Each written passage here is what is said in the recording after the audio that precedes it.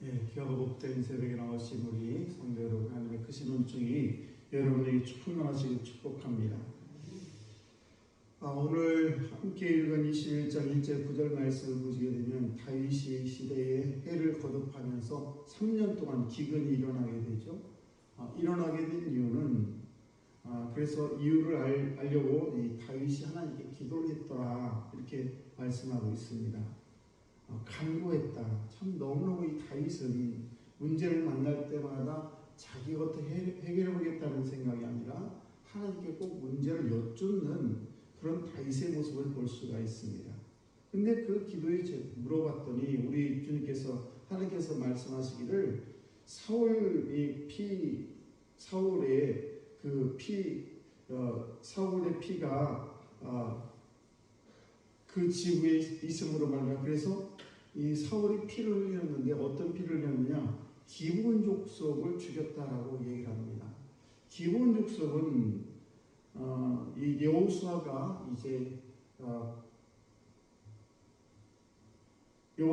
여리고성을 점령하고 또 여호수아가 이제 젖밥 끓이는 가나안 땅을 점령할 때 기브온 족속을 살려주겠다, 이렇게 약속을 했었는데, 그런데 사울이 그 약속을 어기고 지금 기브온 족속을 죽이는 일이 벌어지게 됐습니다.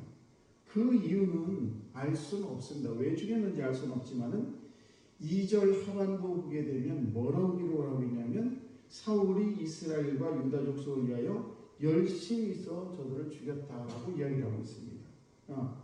열심히 있었다. 열심히, 어떤 열심이 있는지는 모르겠지만은 마치 독일의 나치가 유대인들을 수없이 많이 죽인 것처럼 열심을 다른 곳에 쏟게 됨으로 말미암아 많은 사람들이 피해를 보게 된 것을 알 수가 있습니다. 우리가 열심을 갖는 것 매우 중요하죠. 그러나 그 열심이 다른 방향으로, 전혀 내 생각과 다른 사람에게 유익이 되지 않는 그런 방향으로 흘러간다면 그 열심은 안 하는 것이 훨씬 낫죠. 그런데 오늘 이 사울은 이 기브온 족속을 죽였는데 그것도 30년 전에 죽인 그런 이야기예요. 그런데 그것이 지금 여호와 하나님께서 기근을 내리신 이유가 그 30년 전에 사울이 죽인 기브온 족속 때문에 이렇게 문제가 생겼다라는 그런 하나님의 말씀을 듣게 되고, 그리고 다윗은 그 기브온 족속을 찾아가서 내가 어떻게 하면 좋겠느냐, 이렇게 물어봤을 때 기브온 족속 이야기를 우리에게 그 사울의 족속들, 말하자면 사울의 있던 그런 자손들 7명을 우리에게 주어라. 우리는 은과 금이 필요 없고 다만 우리는 그들 7명 우리에게 주어라. 그리고 그들을 우리는 데려다가 사울이 살고 있었던 그 고을 기브아에 가서 그들을 목매다 죽이겠다라고 이야기를 하게 되죠. 그래서 다윗은 그 7명을 사울의 첩의 아들 자녀들하고 또 사울의 딸의 자녀 5명, 이렇게 7명을 죽게 되고 결국 기브온 사람들은 그들을 목매달아 죽이는 그런 장면이 오늘의 장면인 것입니다. 이 장면을 보면서 우리는 정말 남의 눈에 눈물을 흘리게 해서는 안 된다는 것 하나하고, 또 하나는 뭔가하면 자기중심적인 것을 버려야 된다는 것입니다.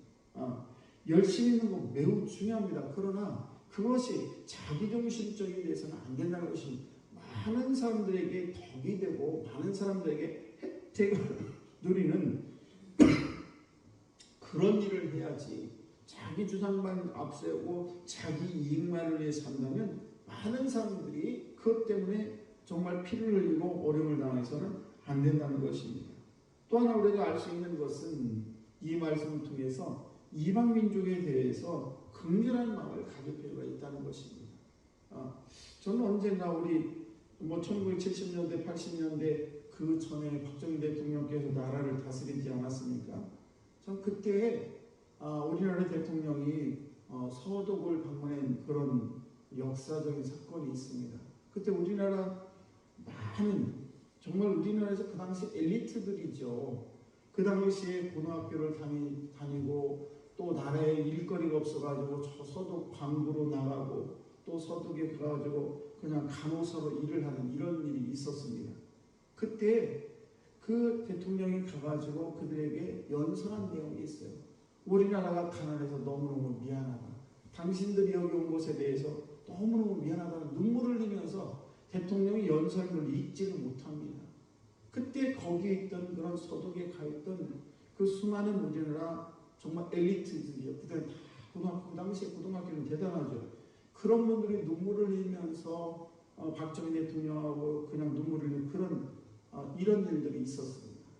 그런 일이 있는 것을 생각해 보면은 우리가 정말 우리나라 지금 상당히 잘 살고 있습니다. 그리고 우리나라는 많은 외국인들이 들어와 있어요. 그런 외국인들에 대해서 우리가 정말 선대하고 그들에게 자선을 베풀 수 있는 그런 마음이 있어야 된다는 것입니다.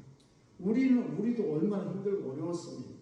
우리나라 뭐 그것뿐만 아니라 사우디아라비아나 저쪽 리비아나 이런 데 가가지고 그냥 몇 년씩 일을 해가지고 돈을 벌은 그런 나라가 우리나라고 그 노력을 위해서 우리나라가 이렇게 경제가 부흥이 된 것이고 오늘날 우리가 여기 있는 것이죠.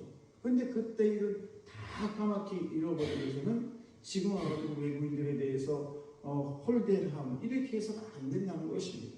그러므로 우리가 이 세상을 살아가면서 이 자기중심적인 것, 그래서 나만을 위한 어떤 열심이 아니라 내가 열심을 냈을 때 그 누군가에게, 예를 들면 하나님의 기쁨이 된다든가 아니면 또 사람의 기쁨이 된다든지 이렇게 누군가에게 혜택을 줄 수 있는 그런 열정이 있어야 되는 것이지 그 열정이 나만을 위한 열정이 되고 남에게 피해를 주는 그런 열정이 돼서는 안 된다는 것이죠.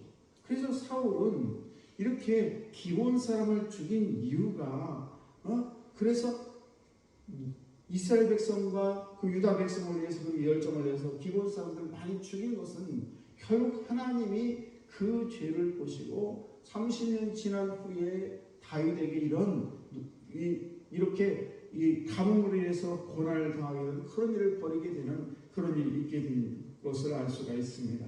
오늘도 저와 여러분들이 삶을 살아가면서 인생이 굉장히 긴 것 같지만 사실은 그렇게 길지가 않지요.